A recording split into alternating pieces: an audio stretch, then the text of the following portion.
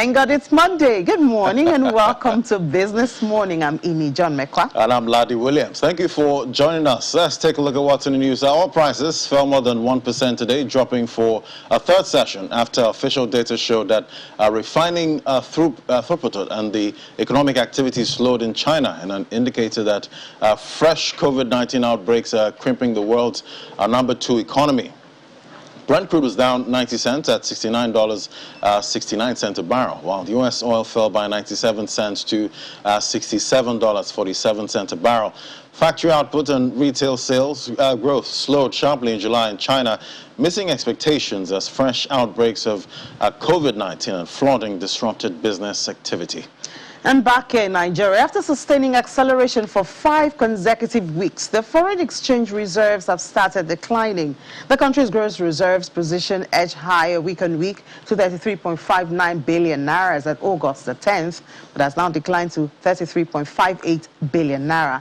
The reserves, which fell to a record low of 33.09 billion naira in July, that's on the 12th of July, had gained $500 million almost a month to close at $33.59 billion on August the 10th. And the Securities and Exchange Commission has promised to clamp down on illegal capital market operators, especially operators of Ponzi schemes. According to the Commission, the activities create a huge problem for the economy and the country. The regulatory agency says it has adopted multi-level engagements to curb the reach and activities of these illegal operators. It further advises the public to carry out due diligence on investment platforms through its portal before investing in any scheme. In March, the SEC noted that 3 million Nigerians have lost about 18 billion naira to Ponzi scheme operators. Meanwhile, following the recent announcement by the Minister of Works and Housing, Mr. Babatunde Fashola, on the reinstatement of tolls, the Securities and Exchange Commission says the capital market plays a critical role in funding infrastructure projects in the country. According to the head of the Office of the Chief Economist of Securities and Exchange Commission, Mr. Okeomeano, the regulatory agency has created funding avenues to bridge the infrastructure gap. We think it's the capital market that will bridge the huge infrastructure gap we have. And what we are doing now is to, create avenues to make this capital market work for Nigeria. We have created avenues for these funds to come up, and we have invited the capital market operators to create products that will support fundraising for infrastructure. We have also invited the subnationals, the states, to come in and raise, revenue bonds, they can use for to provide this infrastructure. Now we can even see that the federal government has reinstated the toll gates. We believe that if the capital market is tapped for the funding to provide this infrastructure, the tolls can be used to pay back these funding, and the cycle continues. At the end of the day, we'll have infrastructure that is befitting for our economy, that helps us to produce. So that's what we are aiming at in the capital market. And now to our first conversation. The 5th consecutive month, Nigeria is recording a rise in domestic credit to the private sector. Is this one of the results of CBN's aggressive policy towards expanding credit to the domestic sector expecting? And how has this affected the economy? Well, Michael Uguremi, macroeconomist and fixed income analyst at Chapel Hill Denham, tells us more now. Hello, Michael. Great to have you.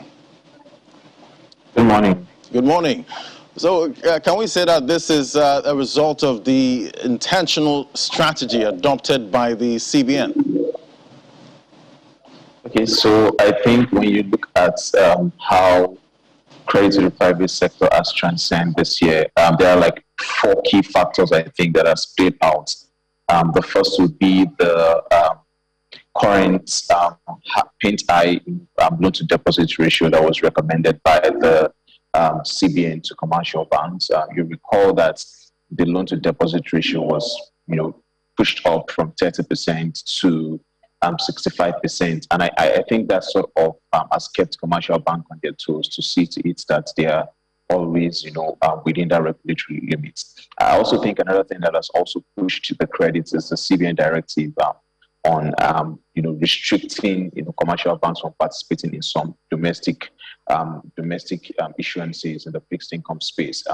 What we had before was a lot of commercial banks wanted to put their monies in fixed income securities in the Nigerian market, but with the CBN coming out with a directive sometimes last year, to restrict participation in that space, that has sort of improved credit. You also consider the different credit interventions that the CBN introduced, during the pandemic. We had about a 1 trillion, credit intervention to the manufacturing sector, which also boosted, credit in that space. And then I think from the CBN side, those are the three main, major factors pushing the performance. But it's also important to cite the fact that when you look at how banks have performed, if you look at the books of banks, this year to date, you notice that their capacity to lend has sort of improved. When you consolidate, the reserves of bank with, how deposit has also evolved this year, you also notice that their capacity to lend has improved. So I think those are the factors that are pushing the performance of credit so far. So, and what impact so far would you say this has had on the economy, this increase in credit? Okay, so to be very honest, I think that it's for a country like Nigeria that is just coming out of a recession with a 0.11 recovery in the first quarter of the year. I think that credit to the private sector was largely instrumental to that. When you consider how much credit need we have in Nigeria, I think that what we've recorded so far in terms of supply has been able to cover most of the needs. If you look at inflation as well, you notice that inflation has been slowing down, currently at 17.75 as of June. I also think that credits to the private sector in this case would focus on maybe the manufacturers and other producers. I think that has also enabled them to produce more to sort of keep inflation abated. When you look at purchasing managers index, you notice that for the month of July, as at what the CBN specified at the last MPC meeting, they noted that it has improved to about 46.6 points compared to 45.5 points we had in June. And that expansion also speaks to the fact that credit to the private sector has sort of trickled down, to activities in the manufacturing sector. So overall, I think that the improved credit to the private sector has had a very positive impact on the economy. All right, and commercial bank lending remains a major component of this total. What about the issue of interest rates? Okay, so when you look at interest rates, I think it's a factor to consider. While it looks quite great that we are recording improvement in credit so far, I think that the interest rate is still high, currently at about 29.5%, and that the maximum lending rate is about 29.5%. But where I'm concerned is the fact that there is a wide margin between what bank charge as prime lending rate and what they charge as maximum lending rates, right? I think that margin is a lot. If you check the recent statistics, you notice that it's currently about 18%. So what it means is that a commercial bank would most likely, charge about 12%, 12% are about to their low risk customers, and then charge about 30%. To high-risk customers. It's safe to say that there should be a margin, but I think that margin is too wide, and I think that is a future constraint to growth. I think the gap between those two rates are very wide. And another point to also note is what exactly are the rates we have on savings, because for a bank to lend, they must have deposits. And what encourage deposit is savings, and savings would also be a fallout of what exactly is the interest that people are getting on their savings deposits. Currently, savings deposit in Nigeria is quite low, and I think that is sort of discouraging, people to save. You recall that sometimes last year the CBN came out with a directive to, to slash by some margin, the rates we had on savings deposits. And if you look at the transition of savings from then to now, you notice that there has been, not so much too, but there has been some sort of reduction in savings, which means that the willingness to save, is rather low in Nigeria. So you have most people wanting to put their money in, investments rather than putting it as deposits, in savings deposit with the bank. And so it's important not just to say the lending rate is high, but to also say that the rate on savings, the savings interest rate is quite low. Yeah, in fact, sometimes I wonder if there's still any interest on savings. You hardly notice anything on that. But, I mean, you did note that the disparity between the interest rate to low-risk customers and high-risk is quite high, from 12% to 30%. What, from your perspective, can be done to bridge this, or is this the way it should be? Well, I think the only thing that can happen in that space would be there are two ways to go about it. Number one would be to have a fresh directive from the CBN. However, I don't think the CBN would like to go that route, because what it means is they are going to be tapering the profitability of banks, which I don't think the CBN will want to do at a time like this. However, if it's a risk that they want to take, it would mean that they would need to put out a regulation to say, okay, we think that you need to sort of like reduce the gap between the rate you charge to low risk customer and what you charge to the high risk ones. The other thing that can be done is to de-risk lending, right? And what I mean by that is the reason why banks are charging as low as 12% to low risk customers and as high as 30% to high risk customers, because of the risk that the high risk customers pose to them. And I think that that risk is a fallout of the fact that they've had number one, non-performing loan in the past. There is also the concern about, will they be able to repay if we give them a fresh loan because of how the macroeconomy is performing. So I think that the government also has a role to play in terms of de-risking the macroeconomy to ensure that smaller businesses who are applying for loan can have better credit rating by banks before these banks give them the loans. That is what also help shrink the gap that we're currently seeing between the prime lending rate and maximum. Okay, and let me also take you up on the issue of the interest rates, which you mentioned. Are the banks losing anything at all? We've noticed that savings has reduced because the interest rate is not so attractive. Are they losing anything at all?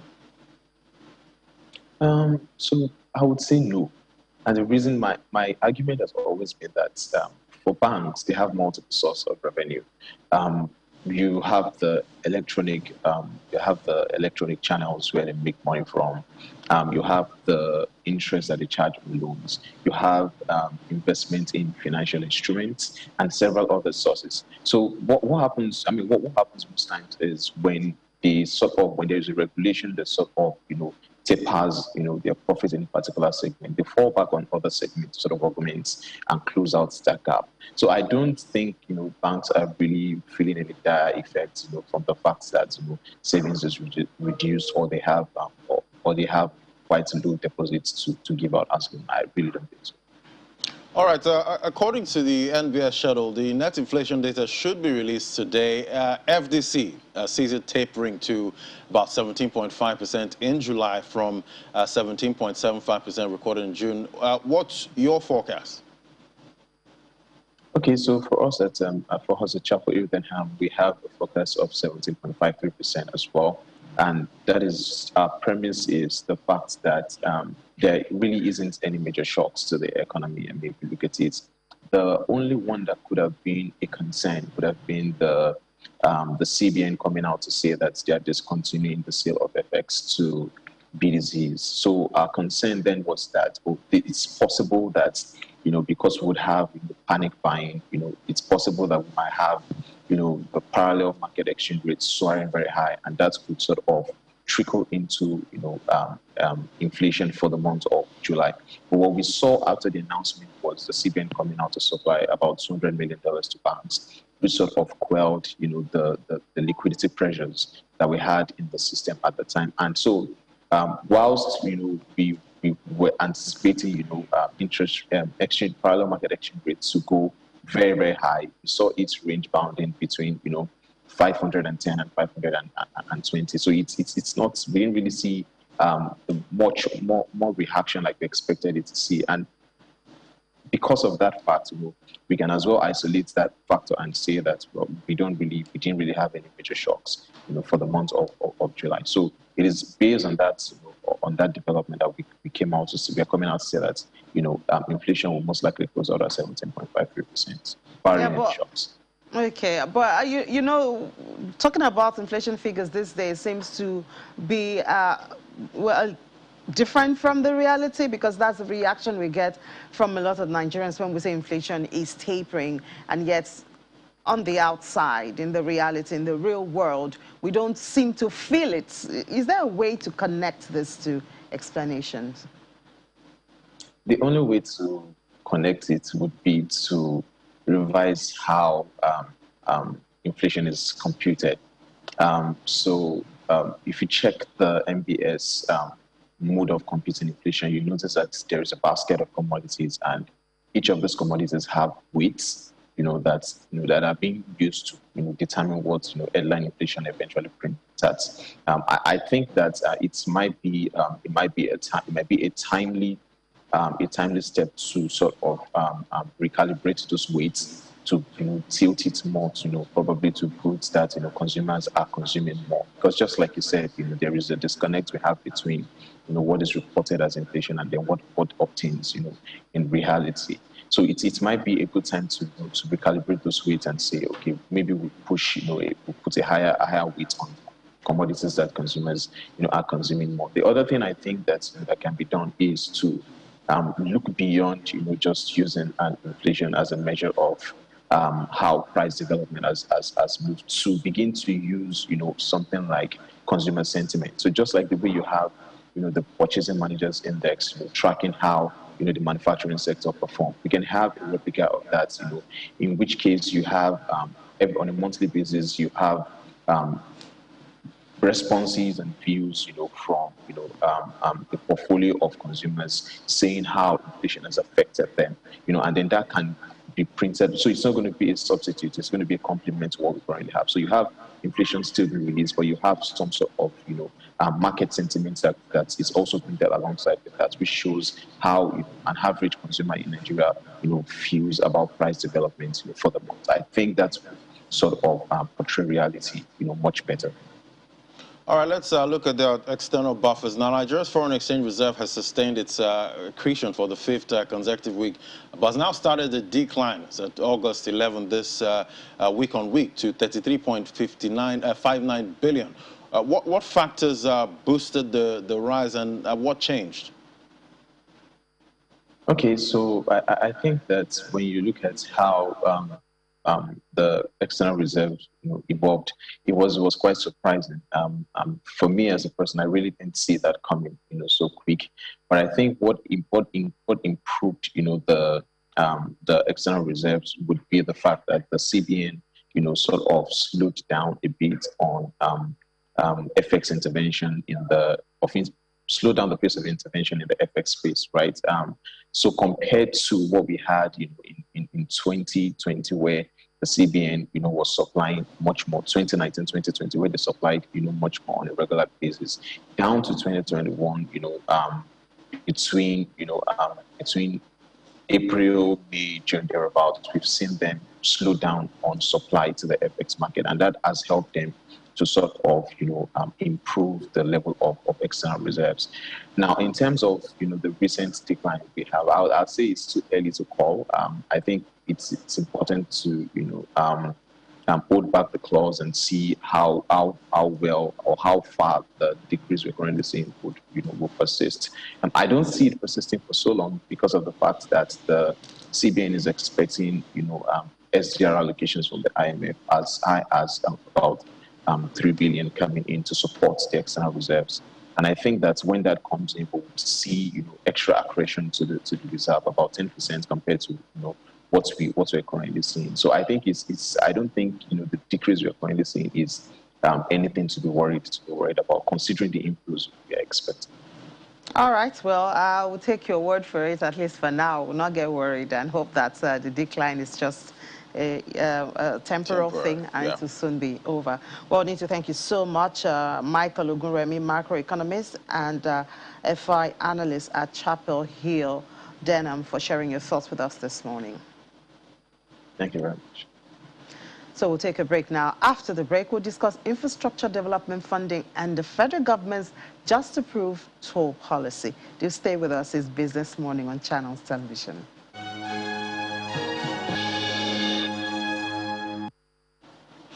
You're welcome back. Well, the Federal Executive Council has approved the Federal Roads and Bridges tolling policy and regulations aimed at reintroducing toll gates on the roads. According to the Minister of Works and Housing, Mr. Babatunde Fashola, the policy and regulations were developed after extensive consultations with various stakeholders within and outside the government. This conversation has been on since 2019, but now it seems the policy has been approved and operations would start in earnest. Well, to discuss the implication of this, we have two guests joining us.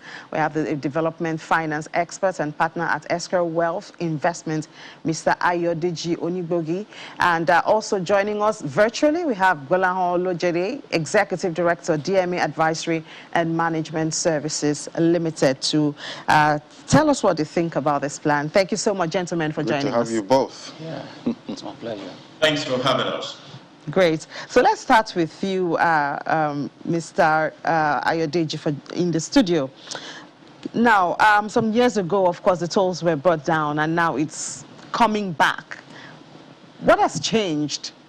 What's the need, or what changed, between then, when it was brought, and now? The toll was removed precisely, I think, during the Obasanjo regime, if you remember.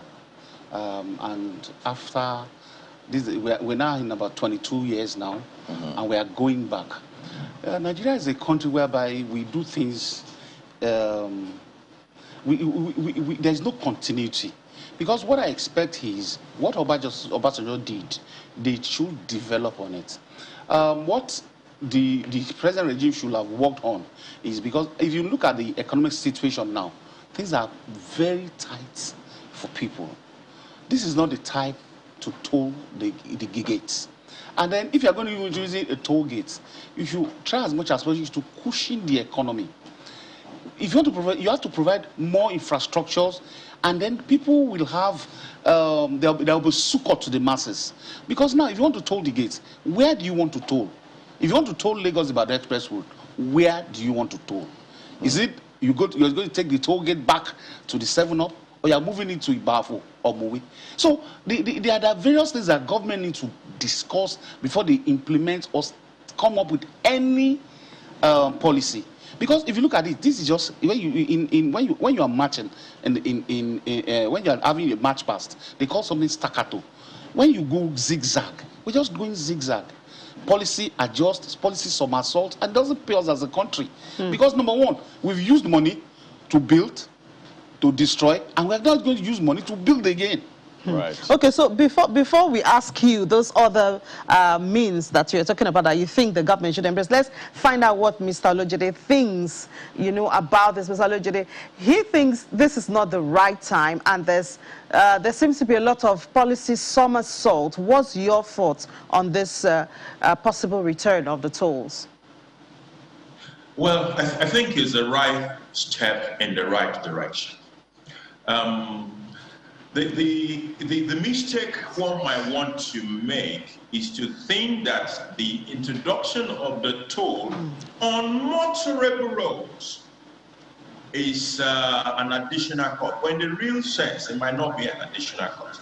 Let me use the Lagos-Ibadan Expressway that Ayodeji has mentioned. By the way, Ayodeji and I used to sit right across in one of the organizations where we worked with. So let's look at Lagos-Ibadan. Lagos-Ibadan is ordinarily a 1-hour thereabout journey. But when the road is not motorable, that same journey will become 2 hours. So what it means is, if I used to consume 1,500 fuel to go to Ibadan, if that road is not motorable and that 1-hour journey becomes 2 hours, one of the immediate costs I can see there is that I will consume 2 times the 1,500. So I'm already paying an additional cost of 1,500 just on fueling.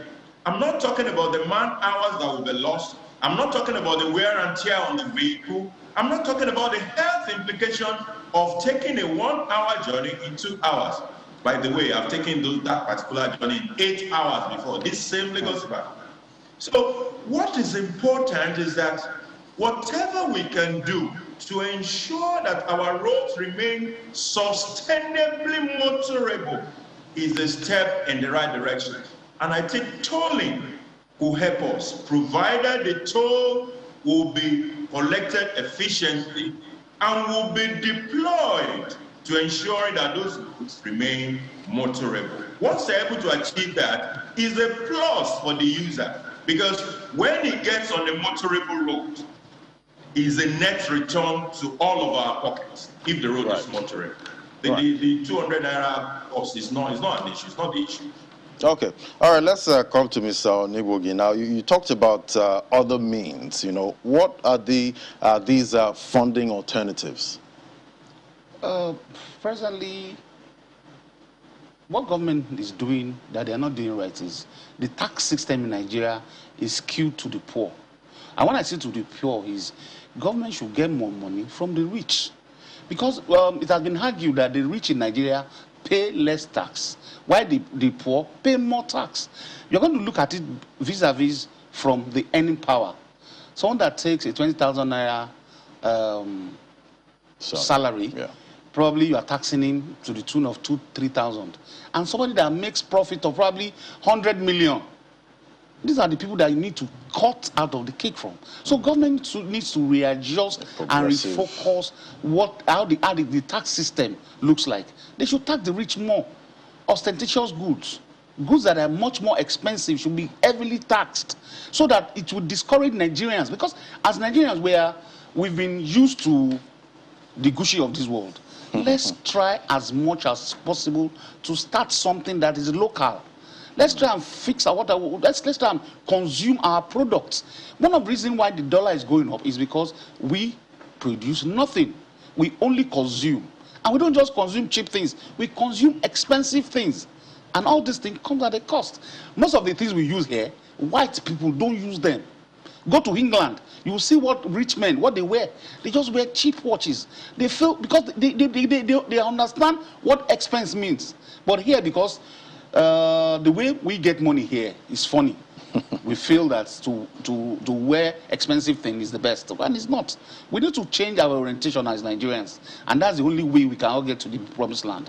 Okay, well, we'll get to that promised land. Well, Mr. Olojide, you talked about efficiently collecting these tolls. And, even when you talk about tax, normally, a lot of Nigerians are reluctant to pay tax because they believe they cannot see the fruit of the tax. So how can the government convince the people that it will be different with this toll, that really when we pay whatever amount we pay, we're going to see the result on the road, we're going to feel it, and it's not going to be mismanaged?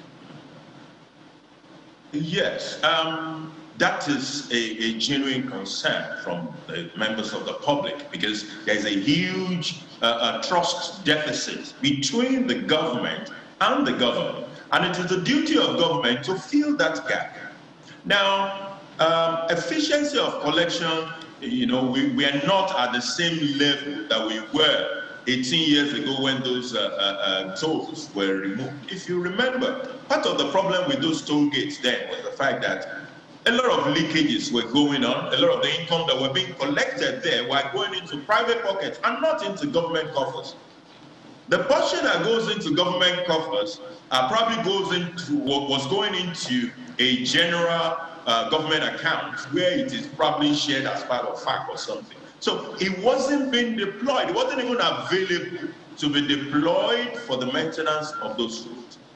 However, 18 years after, the capacity to collect tolls efficiently has improved dramatically. There are a lot of toll collection going on currently, if you take a state like Lagos, for example. And it's been shown that it's possible with electronic collections, with you have the scanner one that they put on top of a car. You can pay a year ahead. You just drive through and you are fine. So only a little bit will still remain cash because of the nature of our economy. There's still a whole lot of cash in transactions going on. But even those ones, there will be mechanism for monitoring to ensure that those money are being collected and are being collected efficiently. So the other part is for the roads that are concession, it's not all the roads, some of the roads, about 12 roads of the federal government are to be concessioned under the HDMI program. For those roads, there will be a contract between the concessionaire and the government, and there is a regulator in the midst, which is ICRC, to ensure that what each party to this agreement play their part. So the concessionaire must ensure that the road remains sustainably motorable, and if it is not, the sanctions must be there.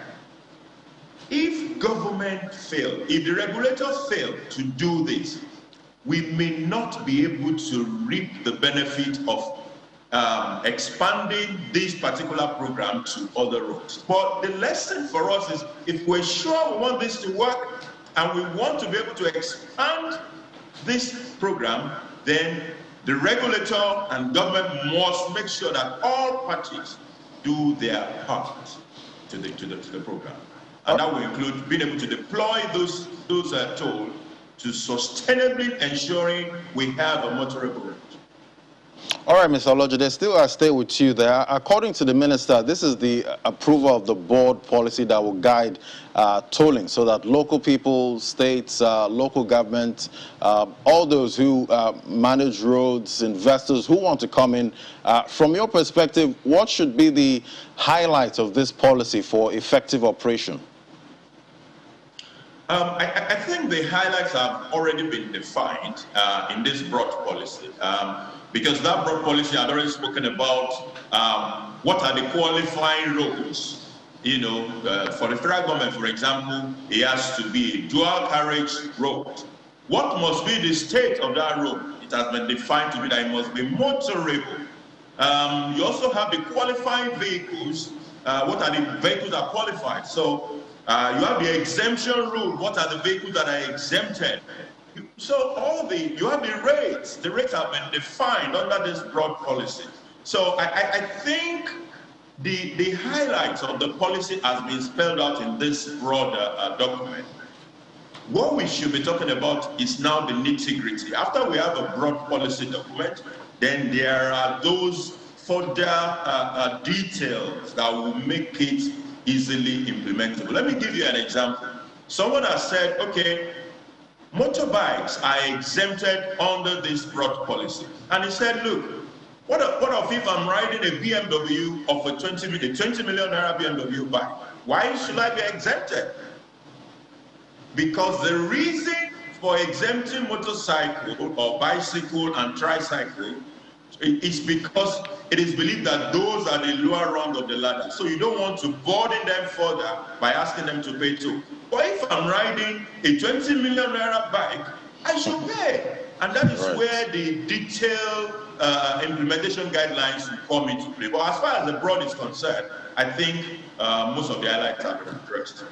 And I hope we would get to those details, because that's part of what Mr. Adeji was talking about when he said that it seems that the tax system actually puts more burden on the lower income earners. Because I think for the example that you gave, if you have someone who can afford a very expensive and luxurious motorcycle or motorbike or bicycle, and then the person is exempted, as well as the person who is really down the, how do we now balance that? At what point do we bring that, balance into the equation?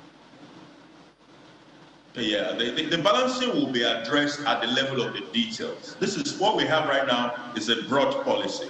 Then for implementation, we now sit down and look at the very details of the policy. It is at that point that we will address this. If you look at the broad highlights, it even spoke about, when you look at the rates, you see that the commercial buses have the lowest rate. So the intention of that policy at the broad level is to say, oh, the people who commute in those commercial buses are also part of the lower part of the ladder.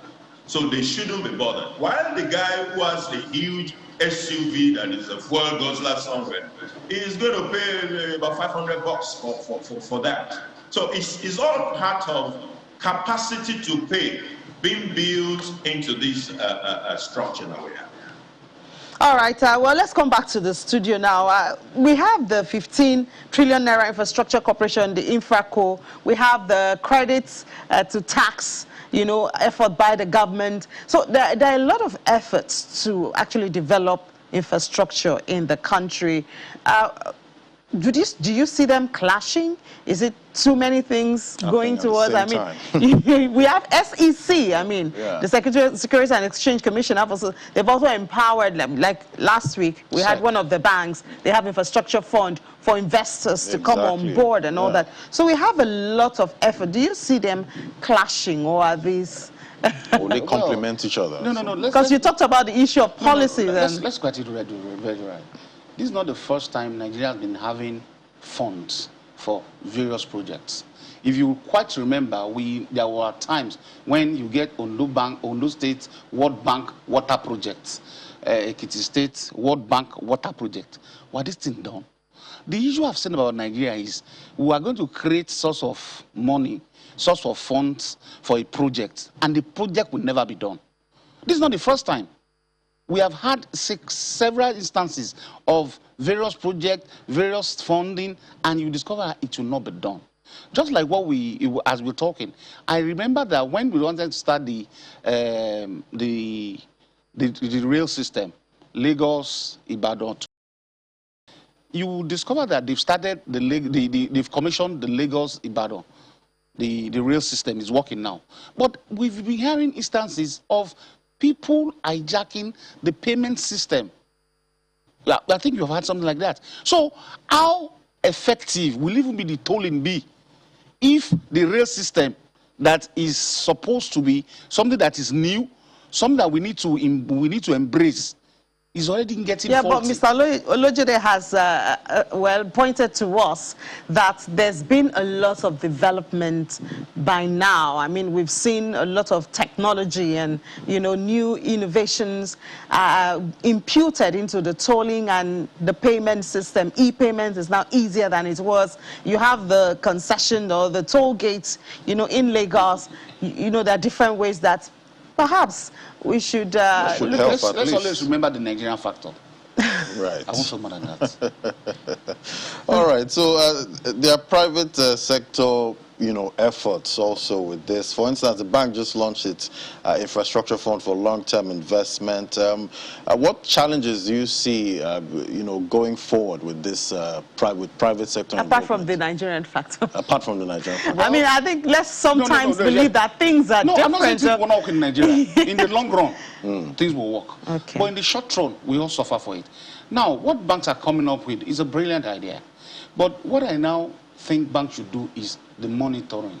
Because see, if you don't monitor things effectively, you will have the funds.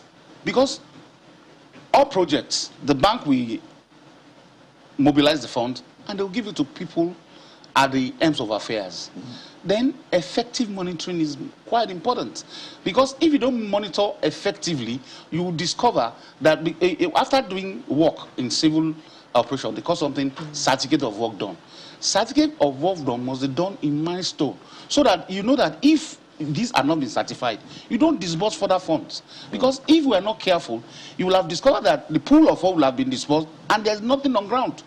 So effective monitoring must be ensured, must be in place to ensure that the fund is used judiciously. Or do you believe more in the private sector?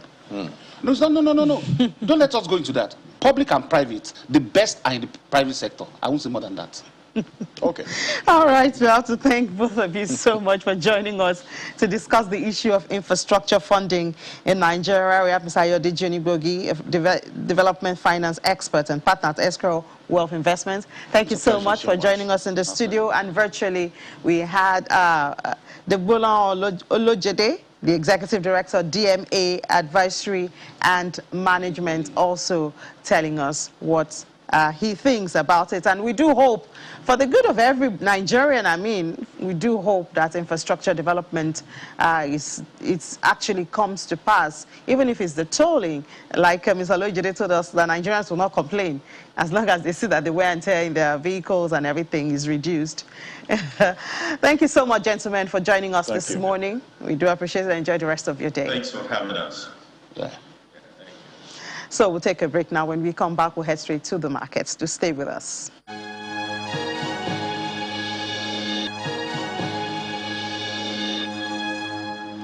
You're welcome back. Well, let's head straight to the market with Aniti Edet.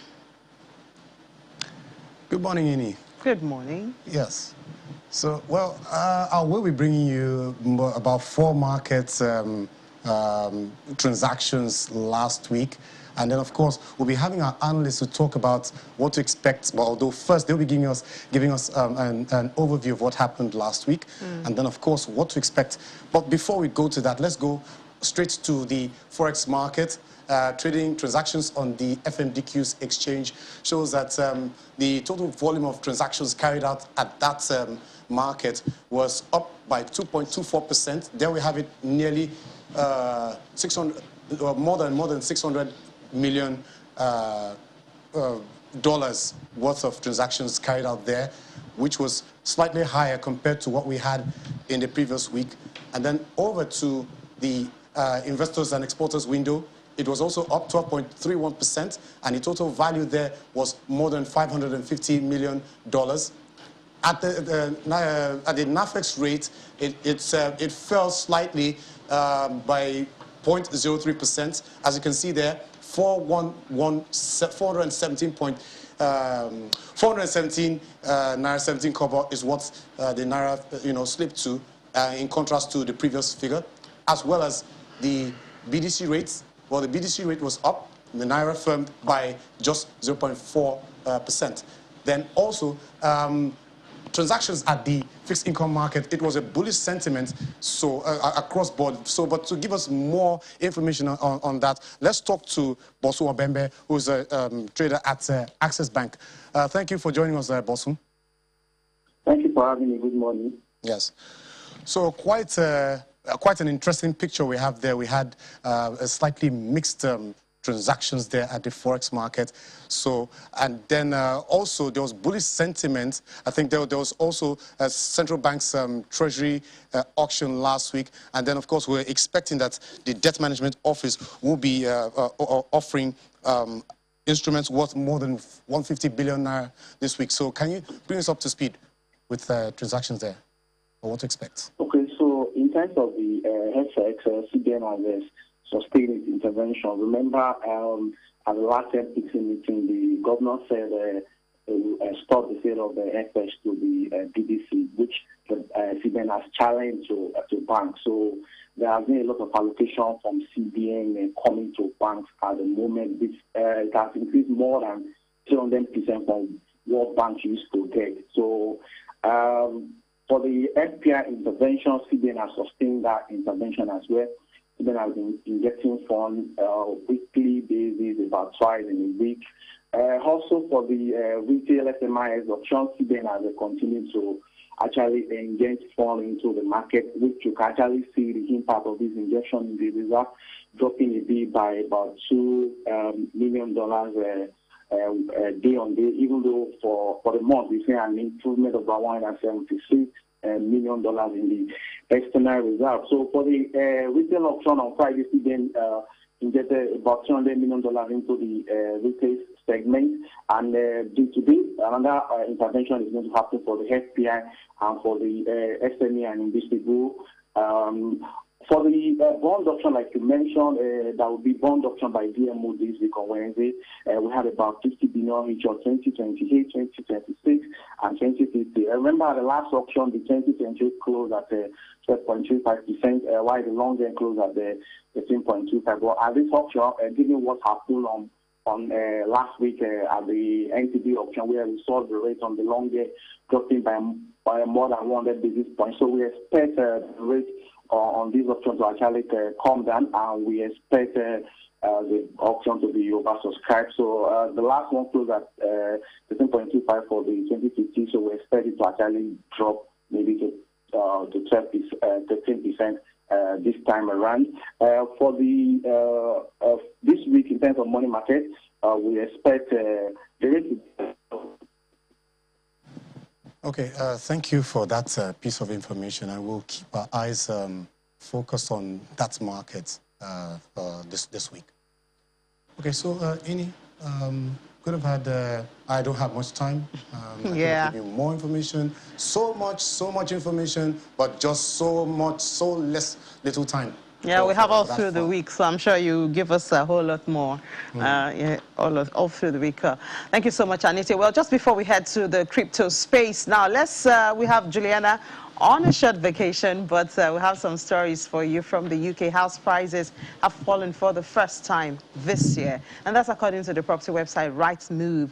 The average price of property coming to market in August was down 0.3%. That's a drop of £1,076, and that was prompted by the ending of the stamp duty holiday and subsequent fall in demand for bigger homes. However, properties aimed at first-time buyers and second steppers are still seeing high demand, leading to record high average prices in those sectors. In other news, ticket resale websites such as Viagogo and StubHub could be shut down or hit with large fines if they are found to break consumer protection rules under the proposals by the competition regulator to stop unscrupulous touts ripping off fans. In a landmark intervention that comes as the live event industry recovers from COVID-19 restrictions, the Competition and Markets Authority, CMA, says existing laws were too weak. It recommended a crackdown that would make life harder for touts, some of whom have been able to make millions of pounds fraudulently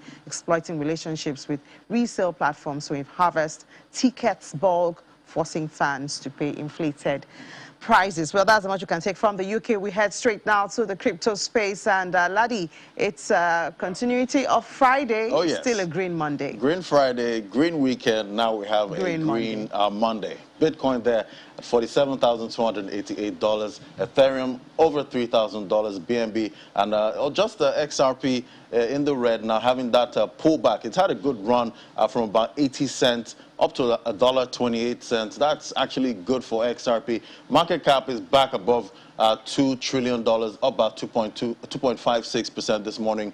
24-hour volume, $116.10 billion, up 3.09%. Let's bring in Olumide Adesina now. Hello, Olumide. Hello, Ladi. Good morning. Good morning. So NFTs have done incredibly well this year. We've seen some NFTs sell for record sums. You know, how do you see this trend going long term? It looks like pretty much bullish. You need to consider so many factors. If you look at the sport ecosystem, for example, we've seen global sport brands coming to that space, the likes of Arsenal, Aston Villa, and so many more. That gives you credence that a lot of these players are considering NFTs. Then also in the art industry, we see record auctions in digital art, and that is increasing. In fact, recent statistics shows that one of the most popular NFT marketplace did $1 billion transaction in just a couple of months. That gives you credence that a lot of people are going to that asset. Okay. All right, Olumide, thank you so much. It's a green Monday. Let's hope it's a green week. Yeah. All right. Now, moving on, NFTs have been doing incredibly well. I heard Olumide there talking about NFTs. I'm watching right now, Afen blockchain. This one NFT that's not done as well as most NFTs. Talking about Axie Infinity. Axie Infinity has done about 2,000% from just about last month. Incredible rise. So I'm watching Afen. I thought it was about 850 billion. Price 1 cent. Market cap $1.38 million. Shows that it has a lot of room to grow. The ticker is actually Afen, and they're launching their NFT market space 20th of August. So I could see some incredible price movement before that launch. You know, in the way the crypto market goes. Top was market cap. You have BNB there, 419.65 cents, up about 4.19%. And we have Doge there. Doge is the biggest mover, about 10.94% at 33 cents. XRP at $1.29. So it's looking good for the market. It's green, but you know this market, you always have to be careful. You never know when that pullback is going to come. So let's hope it's going to be a green week, Ini. Yeah, we'll keep our fingers crossed and see how it goes. Well, thank you so much for being a part of the program today. It's been a pleasure having you on this Monday. We hope to do it again all through the week. But first, today, later on, we'll do 1:30 on Business Incorporated. We'll give you updates from the developments in the world of business. I'm Ini John Mekwa. And I'm Ladi Williams. Thank you for watching.